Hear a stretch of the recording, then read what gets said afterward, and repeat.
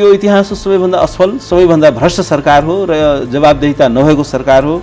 यति होल्डिङ्सकै हेर्नुहोस् अर्बौं रुपियाँको भ्रष्टाचार, एउटा वाइट बडीमा अर्बौं रुपियाँको भ्रष्टाचार, एउटा चाहिँ के छ भने त्यो सिक्युरिटी प्रेसको उसमा पनि अर्बौं रुपियाँको भ्रष्टाचार, त्यो चाहिँ के छ भने यो 4G को कुरामा पनि के छ भने 12 अर्बको भ्रष्टाचार, हरेक कुरामा चाहिँ के छ भने अर्बौं रुपियाँको भ्रष्टाचार। त्यो एकजना गायकको गीत थियो नि, लुट्न सके लुट, त जति सकिन्छ लुट। यो लुट्नको लागि उहाँहरूको लागि यो चाहिँ स्वर्ण अवसर हो।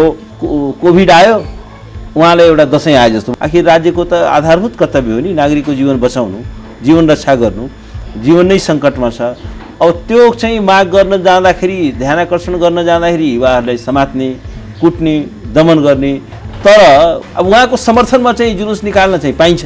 राज्य संयन्त्रलाई प्रयोग गरेर कसैलाई तर्साउने काम पनि गर्नुभएको छ। तपाईँले म अख्तियार लगाएर थुनिदिन्छु पनि सम्मको चाहिँ धम्कीहरू दिने गर्नुभएको छ। कसैलाई चाहिँ आशमा पार्नु भएको छ, तपाईँले म मन्त्री बनाइदिन्छु, कसैले मन्त्री भएकोलाई मन्त्रीबाट खुस्काइदिन्छु। यी सबै पात्रहरूलाई एउटा अविश्वसनीय बनाइएका छन्, सबैलाई आश र त्रासमा पारिएको छ। हरेक नियुक्तिमा चाहिँ के छैन, लेनदेन हुन्छ, सेन्स अफ सेम छैन, लज्जाको अनुभूति छैन। अब बदनाम हुन्छु कि नाम हुन्छु भन्ने कुरामा यति लो क्याटेगोरीका मान्छेहरू अहिले पावरमा छन्। उहाँले किन मिलिट्रीलाई इन्भल्भ गर्नुभयो भने ताकि अख्तियारले हाम्रो छानबिन गर्दैन, मिलिट्रीलाई एउटा सिलको रूपमा प्रयोग गर्नुभयो। रक्षा मन्त्री, प्रधानमन्त्री र त्यो स्वास्थ्य मन्त्री त तुरन्तै राजीनामा दिनु पर्थ्यो। यो त के छ भने लाज ढाक्नलाई सानो त्यान्द्रो पनि भएन उहाँहरूसँग। अब यत्रो भ्रष्टाचार गर्ने व्यक्तिलाई त प्रधानमन्त्री बनिरहने कसैको अधिकार त हुँदैन नि। उहाँको पछाडि त मुलुक सती जानु भएन नि त, उहाँको लागि त राष्ट्र होइन नि। कृपया चाहिँ के छ भने अब राष्ट्रको लागि तपाईँले दिने सबैभन्दा ठुलो योगदान एउटै योगदान हो कि तपाईँले पद छोडिदिनुहोस्। योभन्दा ठुलो योगदान अब तपाईँले केही गर्न सक्नुहुन्न। यहाँलाई कार्यक्रममा हार्दिक स्वागत छ। धन्यवाद। पछिल्लो समय सरकारको एकदमै आलोचना गरिरहनु भएको छ, विभिन्न अब अभियानहरूमा पनि लागिरहनु भएको छ। के अहिलेको वर्तमान केपी ओली सरकार नेतृत्व साँच्चीकै असफल भएको हो? अब ओलीको सरकार अब हरेक फ्रन्टमा असफल हुँदै गएको देखिन्छ। अहिले यत्रो मुलुकमा आर्थिक महासङ्कट पनि छ र यो स्वास्थ्यको महासङ्कट पनि छ। अब मुलुक चाहिँ एउटा धेरै जटिल अवस्थातर्फ हामी अगाडि बढ्दैछौँ र वास्तवमा सुरुमै सरकारले यति धेरै लापरवाही गर्यो जसले गर्दाखेरि यो कोभिड चाहिँ अहिले आउट अफ ह्यान्ड भइसक्यो। अहिले कम्युनिटी लेभलमा स्प्रेड भएको भन्ने एक्सपर्टहरूले त्यो भन्न थालेका छन् र यो एउटा जटिल अवस्था हो, किनभने हामीसँग त्यो लेभलको यो हेल्थ इक्विपमेन्टहरू, त्यसलाई कोप गर्न सक्ने हामीसँग त्यो लेभलको इन्फ्रास्ट्रक्चर्सहरू, त्यो लेभलको हाम्रो म्यान पावरहरू, हस्पिटल्सहरू, बेडहरूको अभाव छ। गभर्मेन्टसँग आर्थिक स्रोत साधनको अभाव छ। एकातिर गभर्मेन्टसँग आर्थिक स्रोत साधनको अभाव छ भने त्यो भएका स्रोत साधनको पनि व्यापक दुरुपयोग भएको छ र व्यापक भ्रष्टाचार भएको छ। इभेन कतिसम्म देखियो भने यो कोभिड नियन्त्रणको लागि भनेर सरकारले करिब 10 अरब रुपियाँ, त्यो पनि 1-2 महिना अगाडि नै त्यो सार्वजनिक गरेको थियो। यसपछि त सार्वजनिकै गरेको छैन, किनभने अझै अर्को 10 अरब खर्च भइसकेको होला र त्यो कुरा चाहिँ बाहिर ल्याउन चाहन्न। अब मैले समेत प्रधानमन्त्री कार्यालयमा यसको सूचनाको पाऊँ, कुन मदमा कसरी खर्च भयो त्यसको टोटल ब्रेकडाउन चाहियो भन्दाखेरि त्यो पनि इन्कार गरिएको छ र अहिले युवाहरू पनि सडकमा छन्, उनीहरूले पनि त्यो खर्चको हिसाब किताब मागिरहेको छन्। अब खर्चको एउटा जवाबदेहिता के हो? एउटा लोकतान्त्रिक राज्यमा सरकार नागरिकका प्रति उत्तरदायी हुनुपर्छ र उसले हरेक आफ्नो खर्चको हिसाब किताब पनि दिनुपर्छ। एउटा पारदर्शिता र जवाबदेहिता लोकतन्त्रको यो दुईवटा मूल मन्त्रहरू हो। अब सरकारमा न त पारदर्शिता छ न जवाबदेहिता छ र अहिले हामीले के देखिरहेको छौँ भने जनताको समस्या एकातिर छ, राष्ट्र जलिरहेको छ, हाहाकारमा छ, नागरिकहरू मरिरहेका छन्। कोभिड चाहिँ अब कम्युनिटी लेभलमै स्प्रेड भइसक्यो, सुरु नै मिसह्यान्डलिङ भयो। अब स्वास्थ्य सामग्री खरिदमा यति धेरै भ्रष्टाचार गरियो कि एउटा चाहिँ क्वालिटी इक्विपमेन्टहरू झिकाइएन।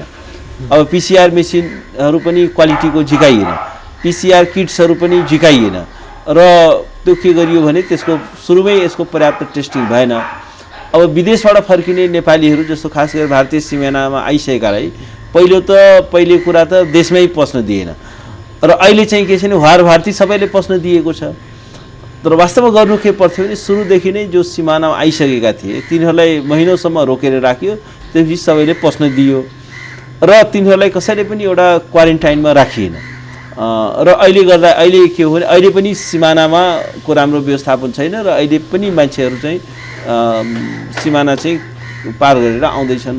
त्यसले गर्दाखेरि अहिले नेपालमा के भइदियो भने विशेषज्ञहरूको भनाइमा एउटा यो कम्युनिटी स्प्रेडको एउटा कारण यो देखियो कोरोनाको भन्दाखेरि यो जुन कुशासन छ, कुव्यवस्था छ, सरकार चाहिँ गैर जिम्मेवार छ, नागरिकको हितका प्रति, नागरिकको स्वास्थ्यका प्रति राज्यमा कुनै संवेदनशीलता छैन।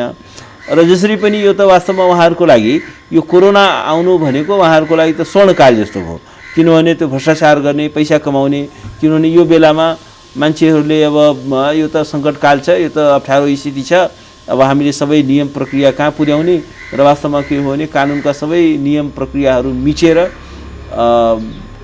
चाहिँ स्वास्थ्य सामग्रीहरू ल्याइयो, त्यो पनि पर्याप्त मात्रामा ल्याइएन, कमसल खालको ल्याइयो र त्यसकारण के हो भने इभेन क्वारेन्टाइनमा बसेका व्यक्तिहरूलाई घर पठाउनुभन्दा अगाडि एउटा पिसिआर परीक्षण गर्नुपर्छ भनेर सर्वोच्च अदालतले बोलेको छ। सर्वोच्च अदालतले धेरै मुद्दाहरूमा क्वारेन्टाइनको एउटा मापदण्ड अनुसारको क्वारेन्टाइन बनाउनु, पिसिआर परीक्षणको दायरा बढाउनु, क्वारेन्टाइनबाट घर जाने हरेकलाई चाहिँ अनिवार्य रूपमा पिसिआर गर्नु, सिमानामा आएकालाई चाहिँ व्यवस्थित ढङ्गले एउटा क्वारेन्टाइनमा राख्नु भनेर सर्वोच्च अदालतले सिरिज अफ आदेश दिएको छ, धेरैवटा आदेशमा बोलेको छ।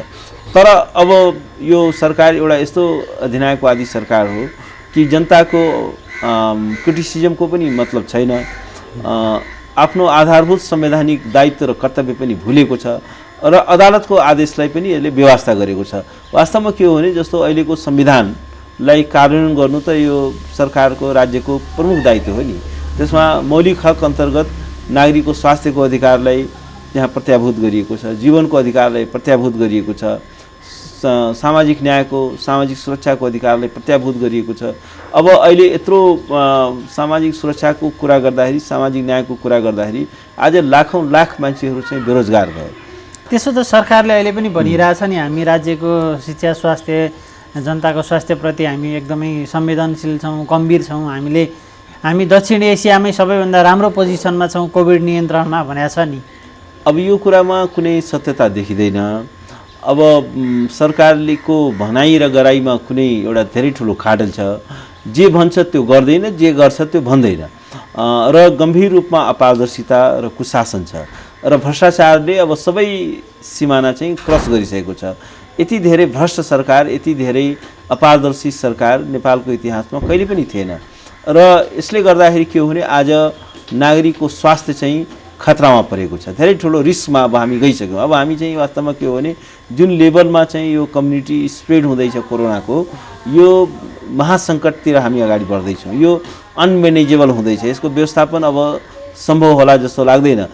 एक्सपर्टहरूले पटक पटक वार्निङहरू दिइरहेको छन्, तर यो कुनै पनि वार्निङलाई सरकारले ध्यान दिएको छैन, त्यसलाई व्यवस्था गरेको छ र उहाँहरू के हो भने यो पैसा कमाउने, पैसा भ्रष्टाचार गर्ने कुनै पनि अवसरलाई उहाँहरू गुमाउन चाहनुहुन्न, चाहे त्यो स्वास्थ्य मन्त्री हुन्, चाहे प्रधानमन्त्री हुन्, चाहे त्यो रक्षा मन्त्री हुन्, यो सबैको एउटा यस्तो सिन्डिकेट उहाँले बनाउनु भएको छ र अहिले यो कोरोना महामारीको यो बेलालाई उहाँहरूले एउटा भ्रष्टाचार गर्ने एउटा सुअवसरको रूपमा उहाँहरूले यसलाई चाहिँ प्रयोग गर्दै हुनुहुन्छ। त्यसकारण अब यो मुलुक गम्भीर चिन्ताको विषय छ, हामी सबै ठुलो रिस्कमा छौँ। अब काठमाडौँमै पनि कोरोना चाहिँ व्यापक रूपमा फैलिँदैछ र कमसेकम के छ भने काठमाडौँभन्दा बाहिरबाट आउने, बाहिर जानेलाई एउटा अनिवार्य क्वारेन्टाइनमा राख्ने, पिसिआर टेस्टिङको व्यवस्था गर्ने, अलिकति अब के हो भने अब हामी एउटा असाधारण समयमा छौँ। अब एक्स्ट्राअर्डिनरी हेल्थ मेजर्सहरू सरकारले अपनाउनु पर्यो, सरकारले आफ्नो जिम्मेवारी वहन गर्नु पर्यो।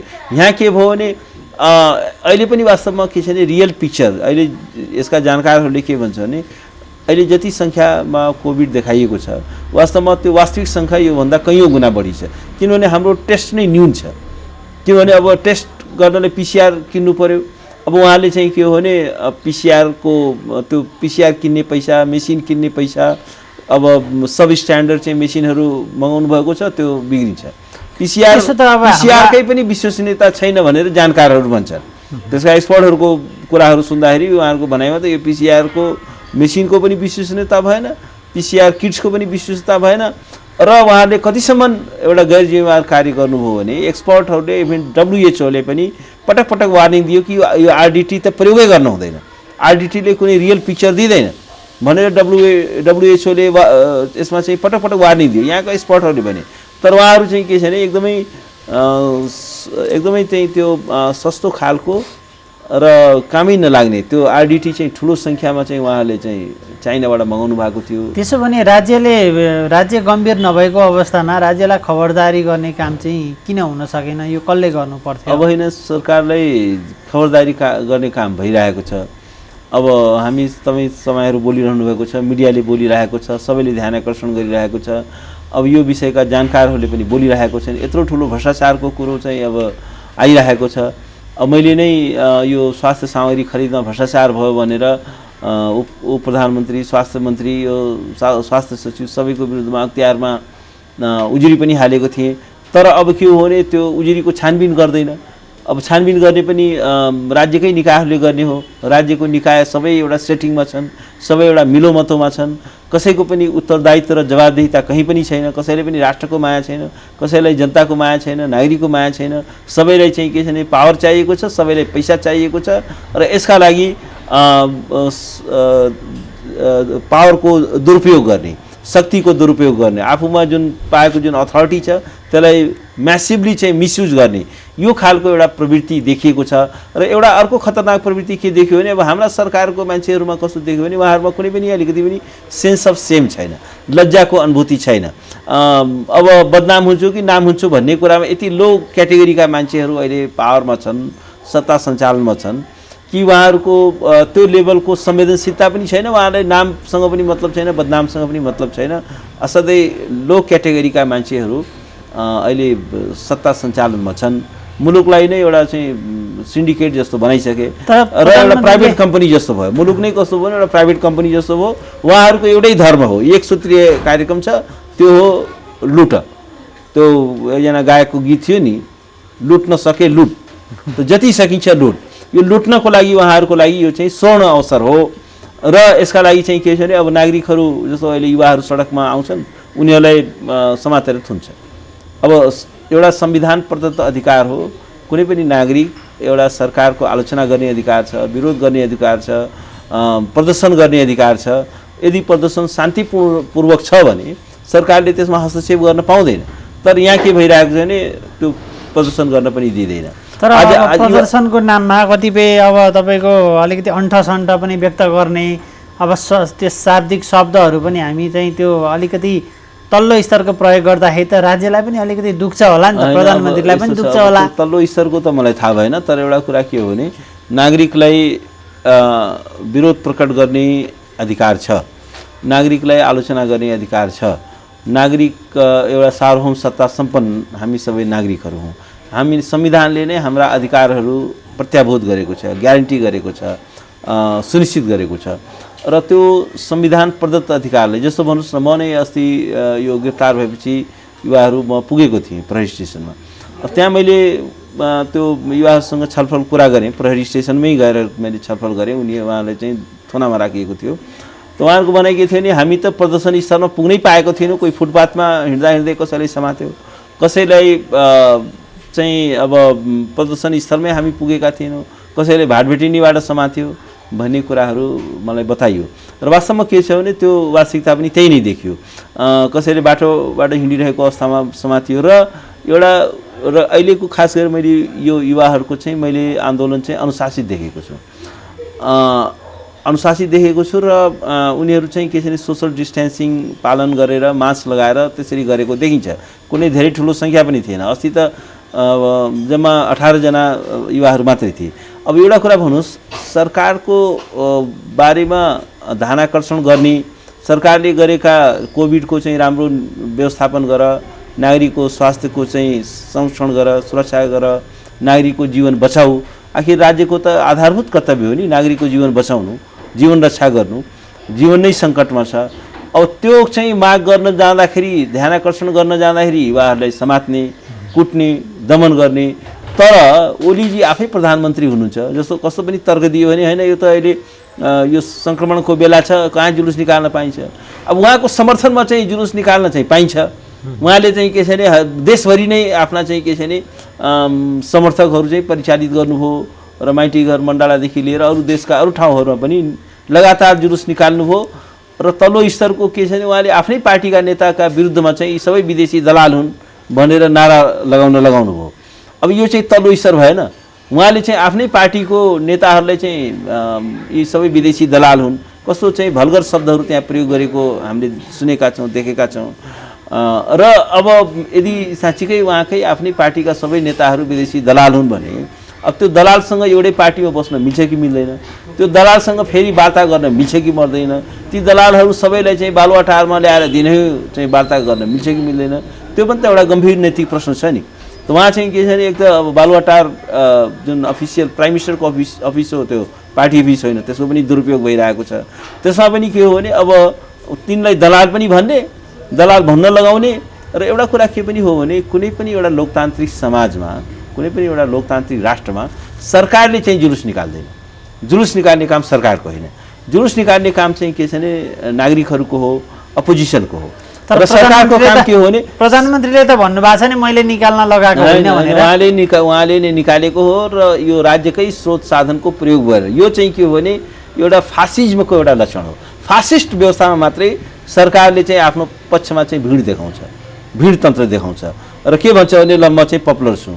एउटा लोकतान्त्रिक प्रणालीमा के हुन्छ भने प्रतिस्पर्धा हुन्छ, प्रतिस्पर्धीहरू जस्तो भन्नुहोस् न काङ्ग्रेस नेकपा यी दुईटा चाहिँ के छ भने एकअर्काका प्रतिस्पर्धी हुन्, एकअर्काका दुश्मन हुन्, शत्रु भन्ने हुँदैन। शत्रु चाहिँ के छ भने एउटा फासिस्ट प्रणालीमा हुन्छ, एउटा अधिनायकवादी समाजमा मात्रै यो शत्रु हो भन्ने शब्दहरू प्रयोग हुन्छ। लोकतान्त्रिक समाजमा चाहिँ एउटा लोकतान्त्रिक प्रतिस्पर्धा हुन्छ र एउटा प्रतिस्पर्धीको जस्तो व्यवहार गरिन्छ र प्रतिस्पर्धीलाई पनि पूर्णतया सम्मान गर्नुपर्छ। प्रतिस्पर्धीलाई पनि चाहिँ के छ भने एउटा डेमोक्रेटिक स्पेस दिनुपर्ने हुन्छ, उसका कुरा सुनिनुपर्ने हुन्छ, उसको पनि एउटा सम्मानजनक अवस्था हुन्छ। तर यहाँ चाहिँ के हो भने अब उहाँ त आफ्नै पार्टीको नेताहरू सबै दलाल हुन्, सबै चाहिँ के छ भने भारततिर जाऊ भन्ने खालको जब उहाँले यत्रो असभ्य यत्रो अभद्र खालको नारा लगाउनुहुन्छ। अहिले ओलीजीको उहाँको आफ्नै सबै पार्टीका जति पनि निकायहरू छन्, जति पनि संयन्त्र छन्, त्यसमा सबैमा उहाँ चाहिँ अल्पमतमा हुनुहुन्छ। तर उहाँले के गर्नुभएको छ भने राज्य संयन्त्रलाई प्रयोग गर्नुभएको छ र त्यो राज्य संयन्त्रलाई प्रयोग गरेर कसैलाई तर्साउने काम पनि गर्नुभएको छ। तपाईँले म अख्तियार लगाएर थुनिदिन्छु पनि सम्मको चाहिँ धम्कीहरू दिने गर्नुभएको छ। कसैलाई चाहिँ आशमा पार्नुभएको छ, तपाईँले म मन्त्री बनाइदिन्छु, कसैलाई मन्त्री भएकोलाई मन्त्रीबाट खुस्काइदिन्छु। र अब त्यस कारण के छ भने अब त्यो धेरै ठुलो यो एउटा शक्तिको दुरुपयोग जस्तो भनौँ न। अहिले हामी हेरौँ नेकपाभित्र किन चाहिँ के छ भने त्यो भोलाटाइल छ, किन चाहिँ क्याम्पहरू मान्छेले चेन्ज। वामदेव गौतमजीले यो बिचमा यो 3 महिनाभित्र कतिवटा क्याम्प चेन्ज गर्नुभयो, कतिचोटि क्याम्प। अब अहिले उहाँको पछिल्लो अवस्था के हो अपडेट त्यो चाहिँ भन्न गाह्रो छ। अब जस्तो रामबहादुर थापाजीको लेटेस्ट लोयल्टी के हो भन्न गाह्रो छ होइन। त्यसै गरी अब लेखनाथ भट्टजीको अब अहिले अपडेट के छ भन्न गाह्रो छ। भन्दाखेरि के छ यी सबै पात्रहरूलाई एउटा अविश्वसनीय बनाइएका छन्, सबैलाई आश र त्रासमा पारिएको छ र के हो भने र त्यसले गर्दाखेरि चाहिँ उहाँ अहिले जेन तेन गरेर जोडतोड गरेर षड्यन्त्र गरेर सत्तामा चाहिँ के छ भने प्राविधिक रूपमा टिक्न सफल हुनुभएको छ। कसलाई फाइदा पुग्यो कसलाई बेफाइदा पुग्दैछ होइन। अब यो फाइदा त राष्ट्रलाई त गम्भीर बेफाइदा भइरहेको छ, किनभने यत्रो कुशासन छ, भ्रष्टाचार छ, कुनै एउटा गभर्नेन्स उहाँले दिन सक्नुभएको छैन। स्थिति चाहिँ जटिल हुँदै गइरहेको छ र एउटा सबभन्दा ठुलो ड्यामेज के भएको छ भने 3 वर्षभित्र गर्न सक्ने तमाम कामहरू थिए, यो कोभिड नियन्त्रणमा गर्न सक्ने तमाम कार्यहरू थिए जो सरकारको क्षमताभित्र पर्छ। सरकारलेसँग स्रोत र साधन छ, तर सरकारले चाहिँ त्यो स्रोत र साधनलाई एउटा पारदर्शी तरिकाले जवाबदेही तरिकाले राम्रोसँग मोबिलाइज गर्न सकेको भए परिस्थिति अर्कै हुन्थ्यो। तर हामीले के देख्यौँ भने त्यो स्रोत र साधनलाई मिसयुज गरियो, त्यो चाहिँ आफ्नै पकेटमा राखियो र उहाँहरूले चाहिँ के हो भने यसलाई एउटा पैसा कमाउने एउटा अवसरको रूपमा प्रयोग गर्नु हो।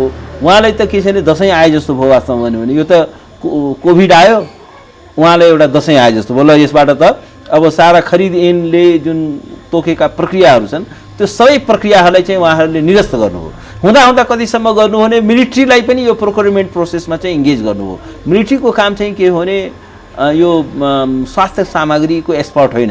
मिलिट्रीको काम चाहिँ बर्डरको रक्षा गर्नु हो।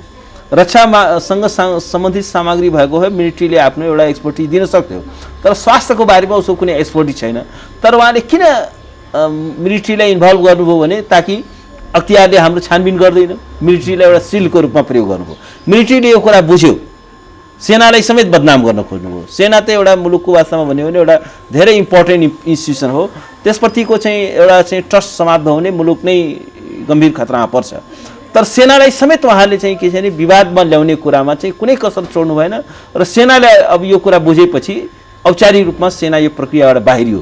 वास्तवमा अरू कुनै पनि देश भएको भए, कुनै पनि अलिक लोकतान्त्रिक समाज भएको भए सेना चाहिँ यो खरिद प्रक्रियामा बाहिरिसकेपछि र त्यसमा त्यसले आफ्नो असन्तुष्टि जाहिर गरिसकेपछि रक्षा मन्त्री, प्रधानमन्त्री र त्यो स्वास्थ्य मन्त्री त तुरन्तै राजीनामा दिनु पर्थ्यो, बर्खास्तै हुन्छ। किनभने भन्नुहोस् न, सेनाले, राज्यको एउटा इम्पोर्टेन्ट इन्स्टिट्युसनले त्यो कुरा देखाइसक्यो कि भ्रष्टाचार छ, अनियमितता छ, हामीले चाहिँ फसाउन खोज्यो, हामीलाई चाहिँ के छ भने यो गलत प्रोक्योरमेन्टमा गर्न खोज्यो भन्ने कुरा चाहिँ के हो भने त्यो कुरा त एउटा घाम झै छर्लको छ नि। मिलिट्रीले, सेनाले त्यो कुरा त गर्यो नि। भन्दाखेरि अब उहाँ चाहिँ के छ, अब के बाँकी रह्यो? यो त के छ भने लाज ढाक्नलाई सानो त्यान्द्रो पनि भएन उहाँहरूसँग। तर उहाँहरू चाहिँ यति सेमलेस हुनुहुन्छ, यति चाहिँ के भन्छ त्यसलाई, अलिकति पनि लाज नलाग्ने निर्लज्ज व्यक्तित्वहरू हुनुहुन्छ कि लज्जाको उहाँहरूलाई अनुभूति छैन। भनेपछि वर्तमान ओली सरकार इतिहासकै सबैभन्दा असफल सरकार भनेर हामी भन्न होइन। यो इतिहासको सबैभन्दा असफल, सबैभन्दा भ्रष्ट सरकार हो र जवाबदेहिता नभएको सरकार हो र यसले मुलुकलाई एउटा गम्भीर सङ्कटमा धकेलेको छ। यसले नागरिकको धेरै ठुलो अहित गरेको छ र वास्तवमा के हो भने एउटा राम्रो पोलिटिकल म्यानेजमेन्ट भएको भए, सुशासन भएको भए आज संसारका धेरै देशहरूले कोभिड-19मा नियन्त्रण स्थापित गरेका छन्। हामी कहाँ वास्तवमा के थियो भने त्यति समस्या थिएन, किनभने यो कोभिड भनेको नेपालबाट जन्मिएको होइन, बाहिरबाट आएको कुरा हो। बर्डर हामीले राम्रोसँग बर्डरको म्यानेजमेन्ट गरेको भए फ्लाइटहरू त हामीले चाहिँ सस्पेन्ड गरेकै थियौँ। बाहिरबाट आएकाहरूलाई राम्रोसँग चाहिँ के छ भने एउटा क्वारेन्टाइनमा राम्रोसँग म्यानेजमेन्ट गरेर सबैको PCR टेस्ट गरेर राम्रोसँग चाहिँ अनुगमन गरेको भए वास्तवमा के छ भने अहिले यो जुन सिचुएसन छ त्यो सिचुएसन आउने थिएन। तर अर्को कुरा के भयो भने, अर्को कुरा यो भ्रष्टाचारले गर्दाखेरि के भइदियो भने, अब भ्रष्टाचारले गर्दाखेरि के भइदियो भने अब स्वास्थ्यका उपकरणहरू आएनन्। आएका उपकरणहरू पनि त्यो हेभी कमिसनले गर्दाखेरि त्यो एकदमै कमसल खालका सामानहरू आए। टेस्टिङ किटहरू पनि एकदमै कमसल खालका किट्स आए। अर्को कुरा के हो भने यो मेडिकल प्रोफेसनल्सहरूलाई चाहिनुपर्ने जुन उपकरणहरू हो, प्रोटेक्टिभ इक्विपमेन्ट्सहरू हो, त्यो पनि भएन। त्यस कारण चाहिँ हेल्थ प्रोफेसनल्सहरूलाई पनि एउटा सङ्कट भयो। भन्दाखेरि यसले गर्दाखेरि अब यो बेसिक कुरा चाहिँ के हो भने गभर्नेन्सकै कुरा देखियो र ओली सरकार चाहिँ अहिले पनि उहाँहरूमा कुनै संवेदनशीलता छैन। उहाँहरूले चाहिँ के छ भने सत्ताको कुर्सीको चाहिँ जोडघटाउमा हुनुहुन्छ। यही बेलामा उहाँले चाहिँ अध्यादेश ल्याउनु भयो, यही बेलामा चाहिँ मान्छे अपहरण गराउने काम गर्नुभयो, यही बेलामा चाहिँ के छ भने अब तपाईँको यत्रा ठुल्ठुला अब हरेक नियुक्तिमा चाहिँ के छ भने लेनदेन हुन्छ, हरेक कुरा सेटिङमा हुने, हरेक कुरा मिलोमतोमा हुने, हरेक पदहरूलाई चाहिँ के छ भने सेलमा राखिएको छ, बिक्रीमा राखिएको छ, निलाम बढाबडमा राखिएको छ। कुनै पनि सार्वजनिक पदहरू छ भने त्यसलाई के गरिन्छ भने निलाम बढाबडमा राखिन्छ। सबभन्दा बढी पैसा कसलाई दिन्छ, that person will get the position. अब योग्य मान्छे, सक्षम मान्छे, इमान्दार मान्छेले त्यो पैसा बुझाएर पद किन्न सक्दैन। पद किन्ने मान्छे कस्तो हुन्छ भने त्यो चाहिँ भ्रष्ट मान्छे हुन्छ र त्यसको लागि त्यो लगानी हुन्छ र त्यो पद किनिसकेपछि उसले त्योभन्दा बढी भ्रष्टाचार गर्न खोज्छ। भन्दाखेरि त यो मुलुक त कस्तो भइदियो भने स्टेट नै के हो भने हाइज्याक्ट भयो, स्टेट नै एउटा प्राइभेट कम्पनी जस्तो भयो र ओली र एन्ड कम्पनी जस्तो भयो। ओली एन्ड कम्पनीले चाहिँ के गर्यो भने अब मुलुकलाई बर्बाद गर्नमा, मुलुकलाई लुट्ने कुरामा, मुलुकलाई ध्वस्त गर्ने कुरामा उहाँहरूले कुनै स्टोन चाहिँ अनटर्न राख्नु भएको छैन, कुनै पनि कसर उहाँहरूले बाँकी राख्नु छैन। त्यसो त अब हामी अब अहिले यो कार्यपालिकालाई मात्र यति विघ्न दोष देखाइरहँदाखेरि हाम्रो न्यायपालिका पनि त अछुतो रहेन नि। न्यायपालिकापछि कुन चाहिँ राम्रो छ त? होइन, न्यायपालिका पछिल्ला घटनाहरू पनि तपाईँ विश्लेषण गर्नुहोस्। ठिक भन्नुभयो। अब यो के हो भने अब अहिले वास्तवमा के हो देखियो भने ओलीजीले के गर्नु हो भने हरेक लोकतान्त्रिक इन्स्टिट्युसन्सहरूलाई चाहिँ उहाँले चाहिँ डिफङ्क्ट गर्नु, ध्वस्त गर्नुभयो, त्यसलाई प्यारालाइज गर्नुभयो। जस्तो भन्नुहोस् न, पहिलो कुरा त अब कार्यपालिका त उहाँकै भइहाल्यो, त्यो चाहिँ के छ भने पुरै भ्रष्टाचारको अखडा भयो, कुशासनको अखडा भयो, अब भ्रष्टाचारको चाहिँ गङ्गोत्री नै जस्तो भयो त्यो। अर्को कुरा अब पार्लियामेन्टलाई फेस गर्नुपर्छ भनेर त्यो पार्लियामेन्टलाई चाहिँ पार्लियामेन्टमा कुरो उठ्छ, पार्लियामेन्टमा चाहिँ मेरो विरुद्ध अविश्वास पनि आउन सक्ला, पार्लियामेन्टमा मेरो क्रिटिसाइज होला भनेर उहाँले के गरिदिनु भने पार्लियामेन्टैको सेसनै अन्त्य गरिदिनु। हेर्नुहोस् है, पार्लियामेन्ट चाहिँ डिफङ्क्ट गर्नुभयो। हिउँदे अधिवेशन पनि राम्रोसँग केही हुन पाएन, अहिले पनि हुन पाएन। कतिवटा चाहिँ एकदमै इम्पोर्टेन्ट अर्जेन्ट बिलहरू चाहिँ के छ भने एकदमै अड्केर बसेको छ, जसले गर्दाखेरि नागरिकका दैनिक जीवन त्यसबाट प्रभावित भएको छ। त्यसपछि उहाँले के गर्नुभयो भने यो न्यायपालिकाले पुरै कार्यकर्ता भर्ती केन्द्रको रूपमा उहाँले रूपान्तरित गर्नुभयो र त्यसमा के हो भने सबै आउट अफ ह्यान्ड गएर उहाँले चाहिँ के छ भने सारा आफ्ना मान्छेहरूलाई चाहिँ के छ भने त्यहाँ चाहिँ नियुक्त गराउनुभयो। र अहिले पनि के हो भने न्यायपालिकाले पनि एउटा सेटिङभित्र अहिले वास्तवमा के हो भने न्यायपालिका यति प्यारालाइज छ कि सरकारको डाइरेक्ट इन्ट्रेस्ट बाजिएको मुद्दामा चाहिँ न्यायपालिका चाहिँ ले चाहिँ सरकारकै प्रो एक्जिक्युटिभ जुडिसियरी भयो।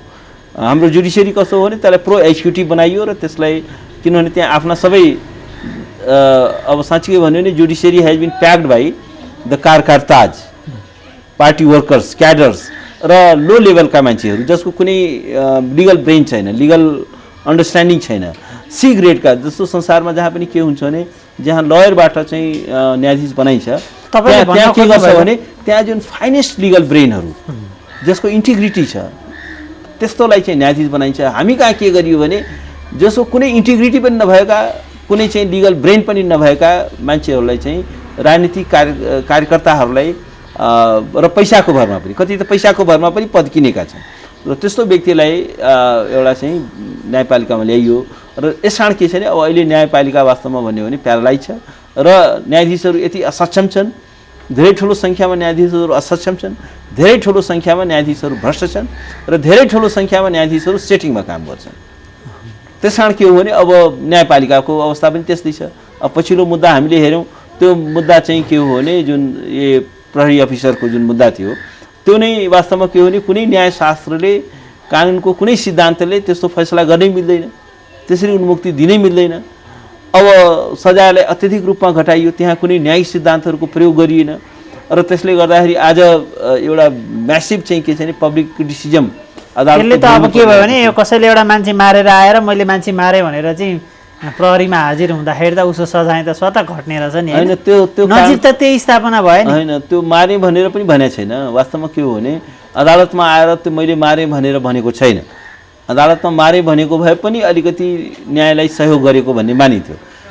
यहाँ यो केसमा चाहिँ के भएको छ भने न्यायिक प्रक्रियालाई कुनै सहयोग गरिएको छैन, न्यायिक प्रक्रियालाई छल्ने काम भएको छ र के गरिएको छ भने प्रमाणहरूलाई मेटाउने काम भएको छ। जस्तो भन्नुहोस् न, एउटा आफ्नै श्रीमतीको हत्या भइसकेपछि या त उनले तत्कालै प्रहरीलाई फोन गरेर आफूलाई आत्मसमर्पण गरेको भए एउटा अवस्था हुन्थ्यो कि ठिक छ मैले यस्तो अपराध कर्म मबाट हुन गयो, म आफूलाई चाहिँ समर्पण गर्छु, पुलिसलाई तुरन्तै फोन गरेर गरेको भए एउटा अवस्था हुन्थ्यो।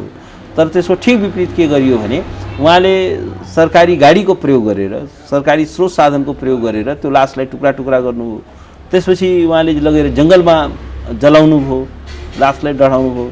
वास्तवमा यो डिएनए टेक्नोलोजी नभएको भए त अहिले त्यो लास पनि हो कि होइन भन्नेमा कन्फ्युजन हुन्थ्यो। तर थ्याङ्क्स गड कि डिएनए टेक्नोलोजी नेपालमा भित्रिसकेकोले गर्दाखेरि त्यो लास चाहिँ के छ भने गीता ढकालकै हो भन्ने कुराको पनि पुष्टि हुन गयो।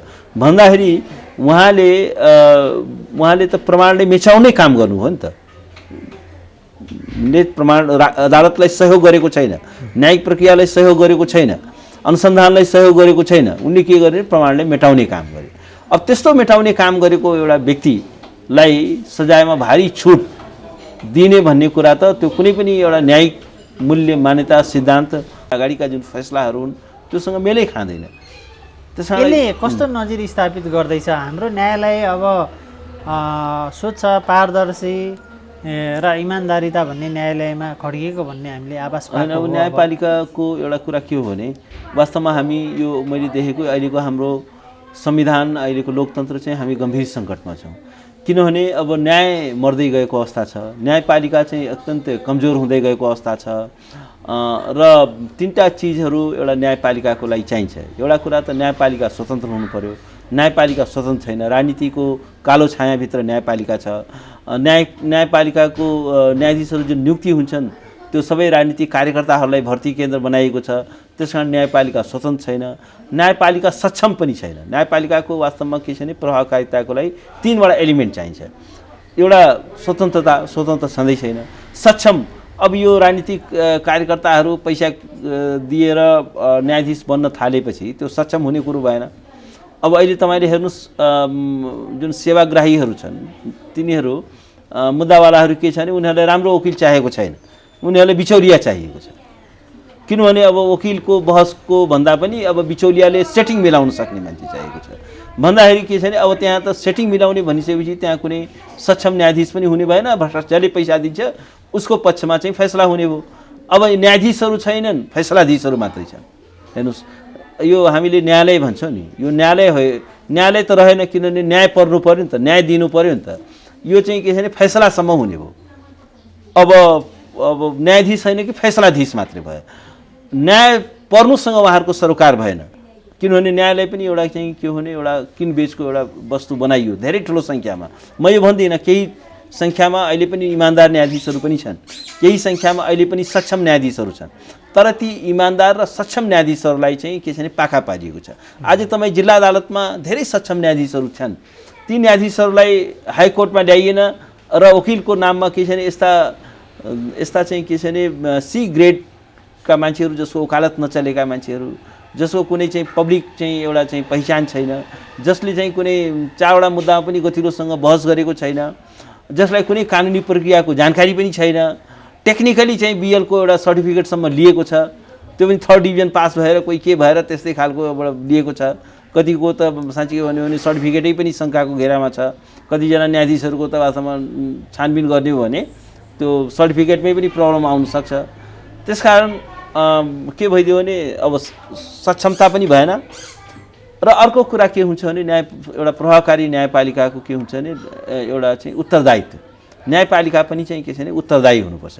न्यायपालिका उत्तरदायी भनेको चाहिँ यो चुनाव लड्नुपर्ने होइन, भोटबाट पपुलर हुने होइन, तर न्यायपालिका के हुन्छ भने कसका प्रति एकाउन्टेबल हुन्छ भन्दाखेरि कानुनका प्रति हुन्छ, संविधानका प्रति हुन्छ, न्यायका प्रति हुन्छ। उसको निर्णयले, उसको कारबाहीले, उसको फैसलाले न्याय पर्यो कि परेन, त्यो संविधान सम्मत छ कि छैन, त्यो न्यायसङ्गत छ कि छैन, त्यो कानुन सम्मत छ कि छैन भन्ने कुरा चाहिँ इम्पोर्टेन्ट हो। अब न्यायपालिकामा चाहिँ के छ भने यो तीनवटै कुरा छैन। अर्को कुरा, न्यायपालिका कसरी यो डेटोरिएट भइरहेको छ भने, कसरी यसको क्षयीकरण भइरहेको छ भने, कसरी यसको मर्यादा चाहिँ ध्वस्त भइरहेको छ भने, किनभने न्यायपालिकाको सबैभन्दा ठुलो पुँजी भनेकै पब्लिक कन्फिडेन्स हो, पब्लिकको ट्रस्ट हो। अब अहिले पब्लिकको ट्रस्ट चाहिँ गुमाउँदै गइरहेको छ र अब त्यसका लागि के हो भने एउटा 2-3टा कुरा आवश्यक हुन्छ। त्यसका लागि एउटा कुरा त के हो भने न्यायपालिकाभित्रै एउटा चाहिँ इन्टर्नल मेकानिजम हुनु पर्यो। यदि कुनै न्यायाधीशले खराब आचरण गर्दछ, कुनै न्यायाधीश चाहिँ असक्षम देखिन्छ, मिसकन्डक्ट देखिन्छ, इन्टिग्रिटी देखिँदैन, असक्षमता देखिन्छ, कार्यक्षमताको अभाव देखिन्छ भने न्यायपालिकाभित्र त्यसलाई सच्याउने एउटा चाहिँ इफेक्टिभ प्रभावकारी मेकानिजम हुनु पर्यो। त्यो मेकानिजम छैन र त्यहाँ चाहिँ के छ भने सबै कुरो भागभण्डामा हुन्छ। न्याय परिषदमा परेका उजुरीहरूको कुनै छानबिनै हुँदैन र न्याय परिषद चाहिँ के छ भने वास्तवमा डिफङ्क्ट भएको छ। त्यो चाहिँ के हो भएको छ भने मान्छेले अब आफ्ना अलिकति आसेपासेको केही कुरा आयो भने त्यसलाई चोख्याउने, तर जसले साँच्चीकै एउटा मिसकन्डक्टमा, खराब आचरणमा चाहिँ इन्भल्भ भएको, क्षमताको अभाव भएको छ भने त्यसलाई कुनै कारवाही नगर्ने। र एउटा कुरा के देखियो भने त्यसको पनि अभाव देखियो। र अर्को कुरा के देखिन्छ भने भाइब्रेन्ट बार एसोसिएसन पनि चाहिँ के छ भने एउटा चाहिँ भाइब्रेन्ट हुनु पर्यो। हाम्रो बार एसोसिएसन कस्तो छ भने यो यत्रो घटनाहरू घटिरहेको छ तर बार एसोसिएसन चाहिँ के छ भने कुनै प्रतिक्रिया छैन। तर आइतबार त उनीहरूले विज्ञप्ति होइन, त्यो विज्ञप्ति जुन निकाले त्यो विज्ञप्ति कामै नलाग्ने खालको छ। त्यो विज्ञप्ति चाहिँ के छ भने सर्वोच्च अदालतले निकालेको विज्ञप्ति र त्यसमा कुनै फरक छैन। र यत्रा घटनाहरू घटे, कुनै पनि चाहिँ के हो भने एउटा देशभरिका वकिलहरूको एउटा सेन्टिमेन्टलाई एउटा चाहिँ ध्यानमा राखेर कुनै गरिएको छैन।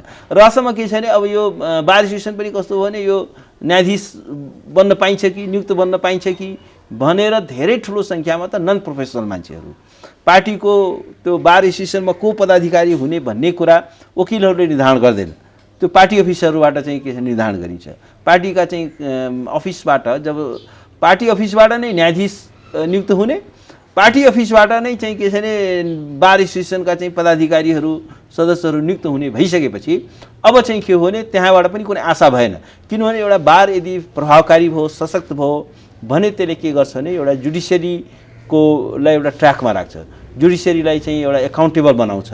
अहिले हेर्नुहोस् यस्ता यस्ता फैसला भइरहेको छ, बारमा एउटा पनि कुनै युइङ छैन जसले गर्दाखेरि जुन फैसलाहरू छन् त्यसको अध्ययन गर्ने।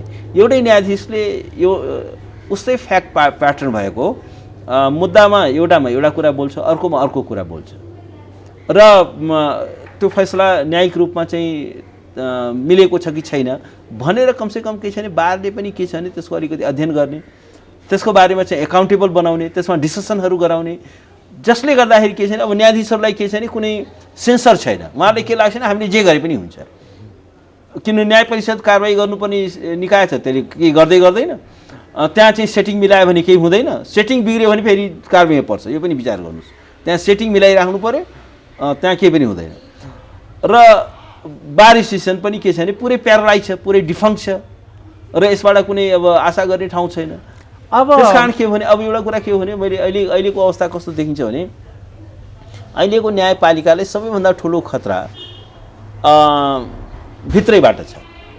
जस्तो प्रधान न्यायाधीशबाटै खतरा देखियो र न्याय परिषदबाटै त्यो खतरा देखियो। यो दुइटै जस्तो प्रधान न्यायाधीश चाहिँ के हो भने एउटा जुडिसियरीको कस्टोडियन हो, लिडर हो, न्यायपालिकाको नेता हो। अब उहाँबाट यस्ता खालको फैसलाहरू आउन थाल्यो। प्रधान न्यायाधीशले उहाँलाई महाभियोग लगाउँ न त होइन, त्यो त लगाउन सकिन्छ र वास्तवमा के छ भने जुन यस्तो किसिमको अवस्था आएको छ त्यसमा अब पार्लियामेन्टले चाहिँ के छ भने विचार गर्नुपर्छ, मेम्बर अफ पार्लियामेन्टले यसमा विचार गर्नुपर्छ। तर हामीसँग त अहिले पार्लियामेन्ट अब पार्लियामेन्टको सेसन बोलाउन सकिन्छ नि, सेसन त के छ भने 25% सदस्यले निवेदन दियो भने सेसन बोलाउनु पर्ने हुन्छ। सत्ता पक्ष चाहिँ भ्रष्ट छ, अधिनायकवादी छ, प्रतिपक्ष चाहिँ के छ भने असक्षम छ। प्रतिपक्षले त्यो प्रतिपक्षको एउटा संवैधानिक भूमिका नै निर्वाह गर्न सकेको छैन। प्रतिपक्षको काम के हो भने सरकारलाई एकाउन्टेबल बनाउनु हो, सरकारलाई खबरदारी गर्नु हो, सरकारले गरेका कमजोरीहरूलाई चाहिँ के छ भने एक्सपोज गर्नु हो र सरकारलाई चाहिँ के छ भने सरकारलाई चाहिँ एउटा गल्ती गर्नबाट रोक्न सक्नु हो। तर प्रतिपक्ष के देखियो भने यो त सत्ता पक्षकै स्याडो जस्तो देखियो, यो त्यसैको एउटा भ्राती संस्था जस्तो देखियो। यसले पनि कुनै चाहिँ एउटा संवैधानिक भूमिका चाहिँ निर्वाह गर्न सकेन र एउटा चाहिँ के छ भने पार्लियामेन्ट्री डेमोक्रेसीको सक्सेसको लागि एउटा त सत्ता पक्ष चाहिँ बलियो हुनु पर्यो, अर्को के हो भने प्रतिपक्ष पनि सशक्त हुनु पर्यो, प्रतिपक्ष पनि प्रभावकारी हुनु पर्यो, अनि बल्ल एउटा लोकतान्त्रिक प्रणाली चल्छ, बल्ल अलिकति यो संसदीय प्रणालीमा एउटा यसमा म तपाईँलाई जाँदै अन्तिममा अब मुलुकको संसदीय व्यवस्था, न्यायपालिका, कार्यपालिका, व्यवस्थापिका तिनैवटा असफल भइसकेपछि अब मुलुक कता जाला? अब यो कता जाला भन्दा पनि अब एउटा धेरै ठुलो दुर्घटना हुन सक्ने दिशातिर अगाडि बढ्दैछ। किनभने हाम्रो नेतृत्व चाहिँ सबै गैर जिम्मेवार भए, संवेदनहीन भए र सबै आत्मकेन्द्रित भए र उहाँहरूलाई चाहिँ मुलुकभन्दा आफूलाई ठुलो ठान्ने, मुलुकभन्दा आफ्नो सत्तालाई ठुलो ठान्ने, सबैभन्दा भगवान् उहाँको लागि त कुर्सी हैज बिकेम गड, सत्ता नै उहाँको लागि चाहिँ भगवान् भइसकेको अवस्था छ, कुर्सी नै उहाँको लागि गड भइसकेको अवस्था छ। अलिकति पनि त्यो संवेदनशीलता छैन। अरू यसलाई चाहिँ अरू लोकतान्त्रिक संस्थाहरू त्यो पनि कमजोर हुँदै गएको अवस्था छ, डिफङ्क्ट हुँदै गएको अवस्था छ। त्यसकारण अब एउटा धेरै ठुलो यो अथोरिटेरियन कोल्याप्स भन्छ, लोकतान्त्रिक प्रणाली असफल भयो भने त्यसले चाहिँ गुड डेलिभर्स गर्न सकेन। यदि यसका प्रति नागरिकहरूको अविश्वास बढ्दै गयो भने, किनभने अहिले ठुलो ट्रस्ट ग्याप छ, कसैले ट्रस्ट गर्दैन यो सरकारले हाम्रो पक्षमा गर्छ भन्ने कसैले पनि विश्वास गर्दैन। त यस्तो स्थितिमा के हुन्छ भने यस्ता प्रणालीहरू संसारमा हामीले धेरै देशहरूमा देखेका छौँ, ल्याटिन अमेरिकाको, अफ्रिकाको, एसियाका धेरै देशहरूमा लोकतान्त्रिक प्रणालीहरू कोल्याप्स हुँदै गएका छन्। अहिले चाहिँ के छ भने लोकतान्त्रिक प्रणालीहरूको मृत्युदर बढ्दै गएको छ, किनभने शासकको असक्षमताको कारणले गर्दाखेरि, भ्रष्टाचारको कारणले गर्दाखेरि, कुशासनले गर्दाखेरि त्यस्तो लोकतान्त्रिक प्रणालीका प्रति नागरिकको मोहभङ्ग हुँदै गएको अवस्था छ। नेपाल पनि तीव्र गतिमा त्यही अवस्थातिर अगाडि बढिरहेको छ। तर एउटा कुरा, अब त्यो कुरा चाहिँ हामीले हुन दिनु हुँदैन। हामी सबैको आज त्यसका के छ त राष्ट्रिय अब दायित्व के हो समाधानको भने उपाय के आज छ त? हाम्रो राष्ट्रिय दायित्व के हो भने यो सरकारलाई यो चाहिँ प्रणालीलाई फेल हुनबाट रोक्नु, यो लोकतन्त्रलाई असफल हुनबाट रोक्नु, यो संविधानलाई असफल हुनबाट रोक्नु। त्यसकारण हामी सबै नागरिकहरूको एउटा बलियो खबरदारी हुनु पर्यो।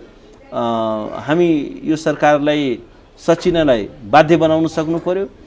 अदरवाइज के भने यो किनभने यो प्रोसेस फेरि फेल भयो भने नेपाल फेरि के छ भने एउटा त्यो ब्ल्याक होलमा पसे जस्तो हुन्छ। यो फेरि यो अहिलेको संविधान असफल भयो भने, अहिलेको प्रणाली असफल भयो भने हामी एउटा राजनीतिक ब्ल्याक होलमा प्रवेश गरे जस्तो हुन्छ र त्यसपछि कुनै फ्युचर हुँदैन हाम्रो।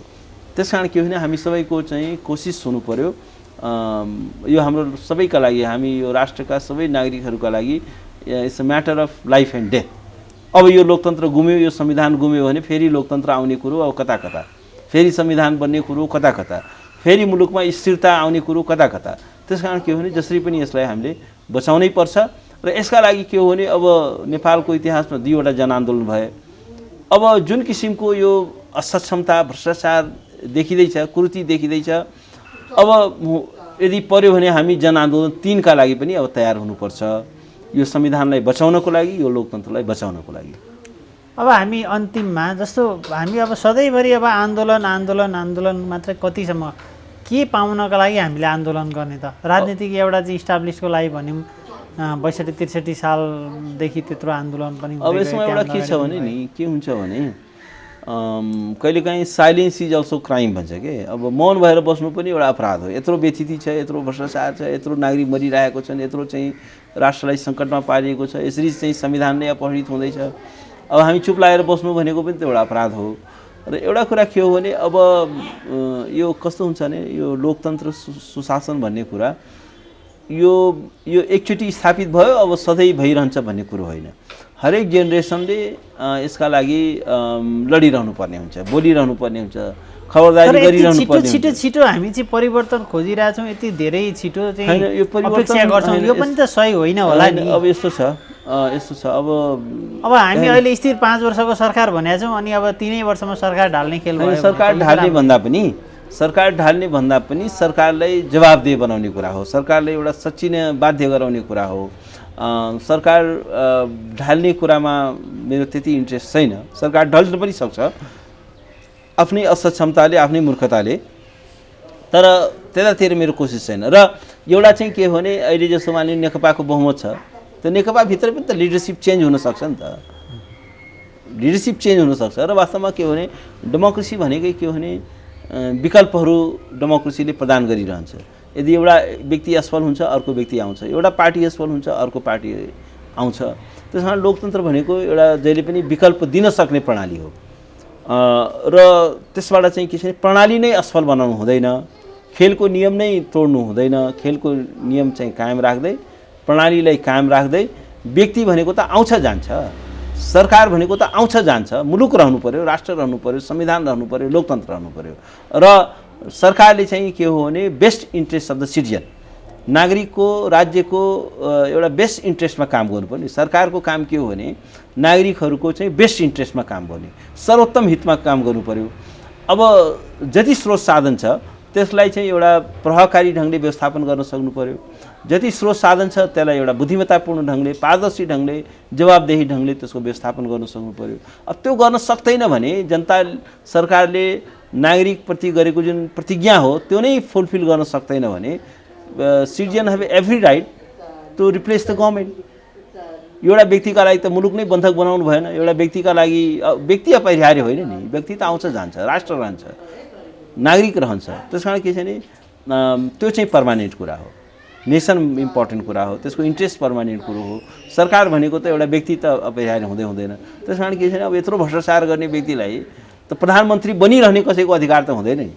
तपाईँले प्रधानमन्त्री तबसम्म बन्न पाउनुहुन्छ, सत्तामा तबसम्म रहनु पाउनुहुन्छ जबसम्म तपाईँले पिपुलको कन्फिडेन्स छ, तपाईँले हाउसको बहुमत छ, तपाईँको जुन पार्टीबाट हुनुभयो त्यो पार्टीले तपाईँले नेता मान्छ, त्यो पार्टीले चाहेको बेला तपाईँले रिप्लेस गर्न पनि पाउँछ।